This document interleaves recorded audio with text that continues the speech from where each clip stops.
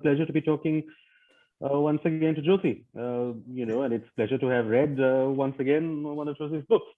Now, for the audience, hi Josy, good to see you.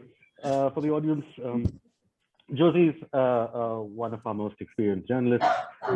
He's got decades of experience covering national security, running investigations for major national newspapers. And his last book was, I think, it was one of the most enlightening things written about corruption in India. And it was enlightening because he didn't frame it in terms of personalities or individual occasions or individual, culpable people.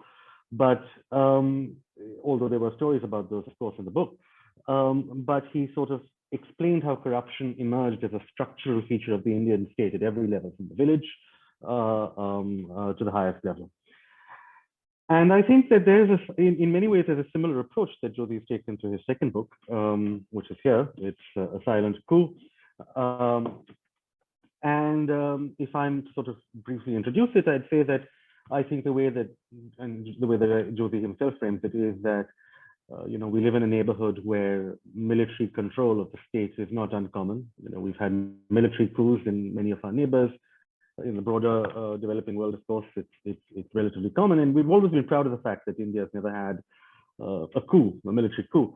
But Josy's theory, and that he expresses through this book and that he substantiates throughout the book, is that although we haven't had a military coup, we've had a security coup of a different kind, in the sense that through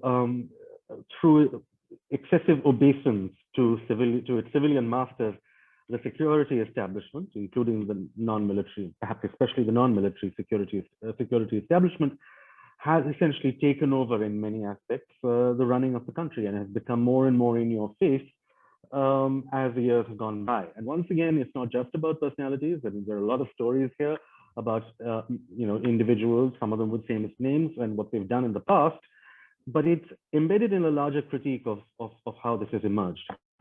Josy, what got you interested in I've tried to draw a link between what you did first, what you did in the corruption book, and what you've done now in your security state book.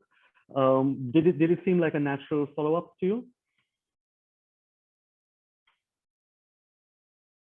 Josy, you're still mute. Yeah. Mihir, thank you, Mihir, for the kind words, and good to see you. And you have a different look from the last time we were together. So anyway, last time, as you saw, that I looked at the fault lines of Indian democracy through corporate corruption and through the emergence of middlemen in the system. This time I have looked at through the lens of the security establishment. So it to me, both together provides a very sophisticated, hopefully sophisticated framework to understand the here and now changes of Indian democracy. But to talk about the silent coup, Mihir, as you know, I've been a reporter covering security issues, intelligence, etc. for last almost 20-25 years now. And it has always surprised me how the emergency period saw the excesses by the state organizations and the exploitation of the state arms by the non-military security establishment, the misuse of them by the political masters. But those of them, the officials, the policemen, the tax inspectors, etc., who did the master's bidding, never ever they never got punished. I mean, there was no action about them because these chaps were sworn in to protect the Constitution of India.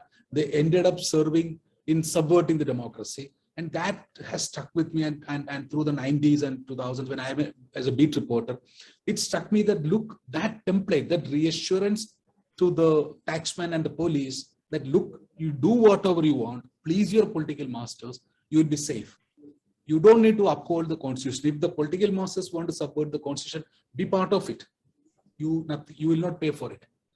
And that template has, we have seen during the Narasimha Rao regime, how it was used and how it was being used at various times.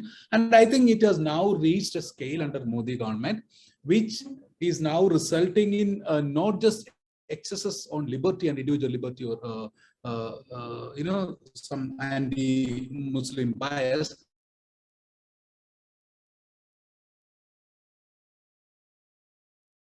Rise of entrepreneurial class in this country, it is challenging the emergence of a fair market, and resultantly it is ruining the society based on merit. I think that's a very valid point that you make there, Jyoti, that we have a situation where the expansion of the security state in some senses has caused confusion, insecurity, raised risks all around, and it's providing law and order and providing a stable stable legal framework is essential if a government intends to get economic growth going, and that's something that many of us would probably argue the government is not doing too well right now. And you make the point, of course, that there are careerist reasons why people in the security services, like those in income tax and the enforcement directorate and so on, they go along with what their political masters want. Well, you also make another point in the book about how some of this emerged. Some of this may have been malicious, and you explore that. But you also explore the notion that at many points in the past, intelligence and security agencies in particular have sort of been blundering in the dark. They just haven't had information. Maybe they made it up, under those circumstances. And you link this, I think very interestingly, to the fact that some communities, particularly Muslims, are underrepresented. In many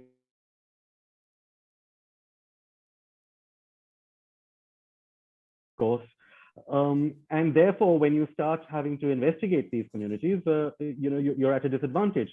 And you tell one very moving story in particular about how people, not just the security agencies, investigating agencies, but therefore the people they pick up are at the mercy of their informants within the Muslim community. Somebody told you that, yes, I know that my imam doesn't like me, and my imam told the cops, and that's why I've been held and tortured.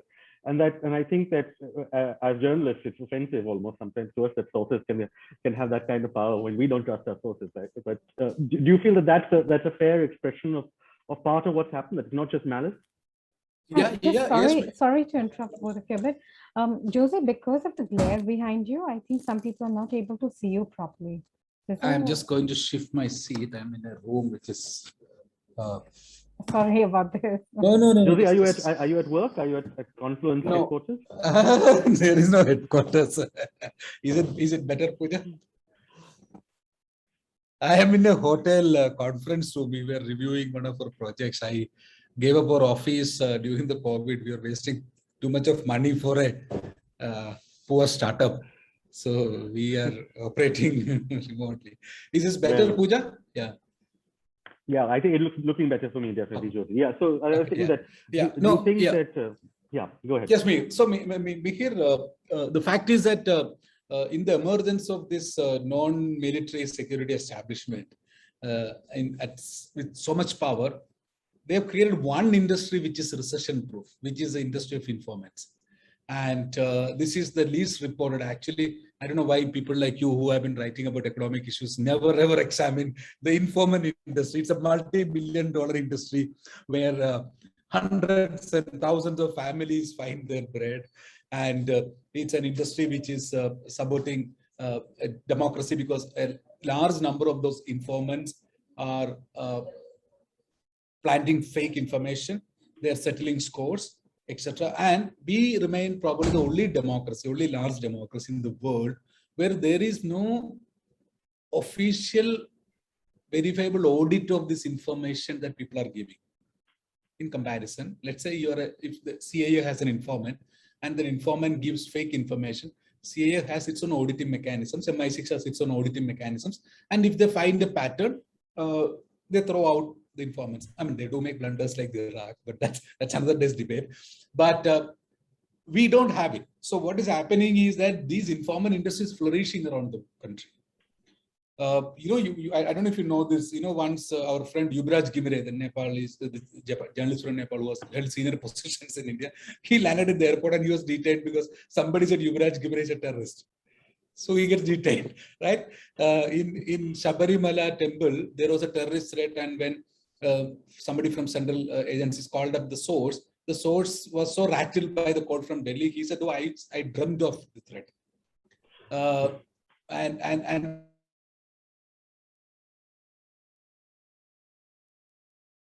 already reeling under intense pressure. Now, add to it is the anti-Muslim bias and the lack of representation. So what is happening is our police force and intelligence agencies are dependent upon the Muslim informants, who are mostly petty criminals or people who need some kind of political police patronage to cover up some of their wrongdoings. So it's a semi, if I may say, the informal industry in itself is a semi-criminal enterprise, right? So your local cheats, pickpockets, etc. are the informants, and they enjoy some kind of patronage. And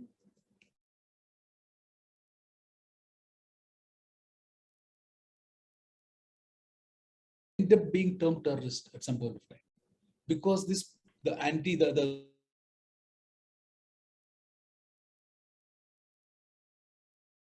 for a terror attack, they turned their informants into terrorists. And not once, not twice, repeatedly our courts there are judgments out there which prove my point. Yes, I think that you have you've quoted several of those occasions when people who have become a little too close, maybe to the police or intelligence establishment, have wound up being accused of things. But let's stick with this concern about anti-Muslim bias, unconscious or conscious, in the security establishment for a while, because in your discussion of the various challenges that the Indian state has faced, the security challenges, you run through a long list, and you talk about the Maoist insurgency. You talk about how, in fact, ISI's first operation in Indian territory was not Kashmir, but in Nagaland, when it spirited a Naga leader out of what was then East Pakistan. And of course, you talk about IPKF, and you talk about how the Tamil Tigers were perhaps the most effective suicide bomber training organization in the world, and you link it to things that I have not heard before, but the role of heroism in maybe in classical South Indian culture.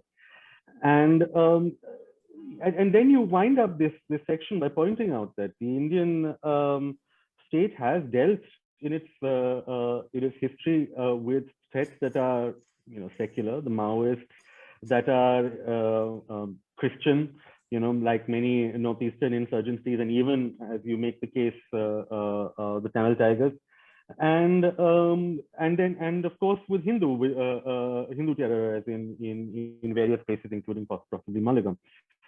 And yet, for us and for our establishment and for the security agencies in general, it's very hard to see beyond the Muslim identity of terror in this country. And do you think that there's any chance that this will change, or is it just become more reinforced in recent years? It has become worse over the last 7-8 years, with the new government injecting into the agencies a certain political urgency to create a certain majoritarian narrative. It has gotten worse, and we are going to pay for it, mind you. We are going to pay for it. So if you look at Kashmir, I just want to stop at Kashmir for once. What was 1987? Rajiv Gandhi, Farooq Abdullah very actively they subverted the elections, and the insurgency begins domestically to take shape. But it is the collapse of Afghanistan, the Soviet Union, and the withdrawal of Soviet troops from Afghanistan, which frees up these trained militant terrorist forces to come into Kashmir and change the landscape. Where are we today? The Modi government has withdrawn 370 and doing whatever they're doing out there. And you have again an Afghanistan where the ISA and the militants, the Islamic militants, are now reinforced and celebrated. So we should not be very surprised if tomorrow Kashmir flies up. Now we come to the rest of India. This blindness about accepting the fact that terrorism has been used by every religion. I've quoted from Bible to Mahabharata. See, the human history is littered with the history of people willing to give up their lives for honor, for misplaced honor, for prideful honor, whatever you call it. But it's full of it in Hinduism, in Islam, in Christianity, everywhere. Some of your most deadly terrorists have been people who are sown by Bible. Some of your oldest insurgencies in Northeast are Christian insurgencies. The LTT was, as you said, is a Hindu socialist group which was inspired by maybe Subhash Chandra Bose and others.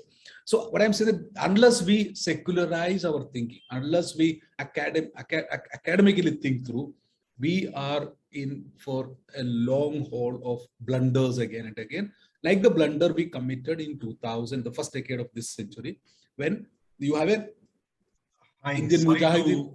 Yeah, just sorry, Josy. 10 minutes, Mihir and Josy. Just a reminder call. That's all. Cool. Thanks. Yeah, go. So, like the blunder you committed in 2000. Yeah, 2000, because you have two different terrorist groups. One, the Indian Mujahideen, domestically groomed, domestic Islamic group with support from Pakistan. You have a Hindutva terrorist group. Both of them are bombing your cities. And what does your agencies do? They're framing and fake narratives and arresting people like Wahid, whose story I talk about in the book. And because the agencies went into this framing of and the fake narrative, we lost hundreds of our people. Thousands of Indians were killed in that decade. And nobody said accountable. Nobody ever looked at these agencies and their procedures, because there was enough indications, enough inputs pointing fingers at the right people, at Indore, at Indian Mujahideen, etc. But nobody bothered. So I am saying that without accountability, without audit of these systems, we will never improve. And it is absurd and academically shallow to say two things. And that's core of my book argument. One, it is absurd to blame Narendra Modi for the degeneration of Indian democratic values, because Narendra Modi has only copied the framework that the previous Congress regimes have created. It is absurd to believe that terrorism is Islamic, because historically we know that all religions produce terrorists. Religion has been misused by various people at various points of time for various motives. Yeah, I think that that's a valid point, but I just want to sort of move on quickly to talk about something that struck me as I was reading the book, that in many ways, if there's one location that figures more than anywhere else in this in your story, it is not Kashmir, it's not the interior where the Maoists were, but it is really the heart of the country and its economy, which is Bombay. And in many ways, this is a Mumbai story, and it is a story of hero cops and encounters and of all the evil that I think that encounter culture and the unaccountability that pervaded the Mumbai police and that we have seen glorified in movie after movie since the 1970s have led to, which is inefficiency, cops who develop these networks that are that then with criminals and such that you can barely tell them apart. And did you feel that you were writing like a Meenal Baghel style crime story at various points? Seriously, without acknowledging the importance of Bombay, we can't think of the India as a marketplace, as an economy, right? So, and I was so happy to find this story to sit mostly in Bombay, because if you don't know what's going wrong in your commercial capital, and it's important that you understand that so that you know what happens to the poorest. I'm talking about your wealthiest city, the most influential, powerful city, where influential people till date don't have closure for their grief. People have been killed in hundreds in that city, and you have had fake terrorists. You don't know who the real terrorists were, right? In many attacks. So Bombay in many ways was not, I won't say it was deliberate, but yes, there is some reason why I set it up there, because in many ways my book is also, I wanted to talk to the entrepreneur class, because Mihir, as you and I know, that a democracy matures, except in Singapore, when you have enough entrepreneurs who come up and demand accountability of the government when a society which is not cursed by resources, but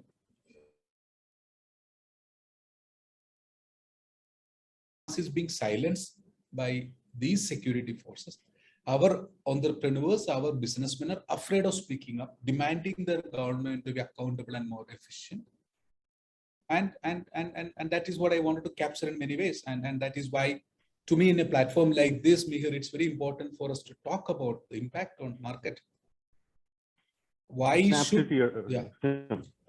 Yeah, no, I'm saying you're absolutely right. There is sorry, go on. No, I'm just asking one question. In a country where the income tax department is so overstretched, why are they busy surveying some small-time news operation when you have evidence to show that specific funds based out of Mauritius, etc., have played criminal role in subverting some of the or in some of the biggest bank loan default cases?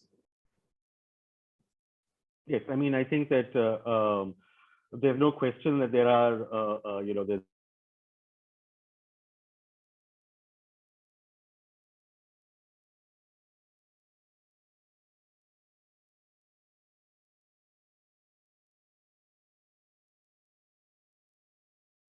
and not about small startups.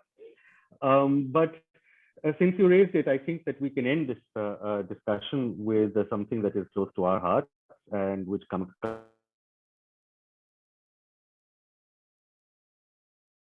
And if the intelligence sources are responsible for trusting their, if the intelligence agencies are responsible for trusting their informants too much, are not people, is not the Indian media, including those who have worked on national security and investigations for decades, are they not guilty, and have they not been guilty of creating a culture of trusting their sources too much? Of putting on the front page a single, story built around a single unsourced quote, right? For example. Tell me, what role does the media play in your story? And not very glorious role, as you know, Mahir, and you and I and our generation knows how in the last 2 decades, 2.5 decades, the frenzy of terrorist attacks has created, has really contaminated our media and its quality, and how the intelligence agencies and other military, non-military establishments, even including military, have been able to use their secrecy or so-called secrecy to make a false sense of privilege among reporters, saying that, man, I'm briefing you, this is secret, don't tell anybody. And the reporter runs to the office and tells the editor, sir, this is secret, I top source. And the editor falls for it repeatedly. Even some of our most respected liberal publications that have great history have fallen for it. And they publish absolute rubbish, which has ruined the lives of children and boys and women. So I think media has had a criminal role in many of those stories, as much as the terrorists, as much as the intelligence agencies. Look at it, Afghanistan. 2 weeks, last week, what happened when the Americans bombed that airport gate? Within days, the media exposed the American wrongdoing before America owned up to it. We need to have the courage to own up to it, to challenge these questions. I think Indian journalists, except for rare few exceptions, we have all fallen victim to the propaganda machines of these agencies, and we have contributed to further deterioration of the democratic values in this country. Thanks, Josy. Josy, what next? After this, will you be looking at stock market manipulation, at where money moves? That this is where the action is now, Josy. Is this where you're going to look next at the India growth story?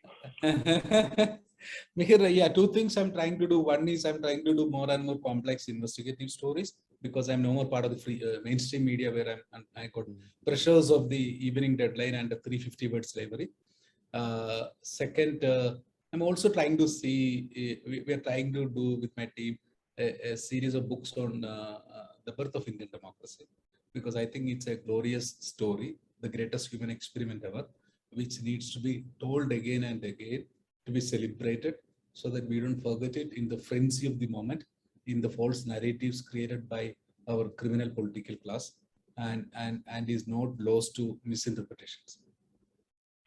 Thanks, Josy, and thanks. I'm really happy to have this opportunity to talk to you again, and I hope it'll happen once again later. Thanks, Take care. Yeah, thank you.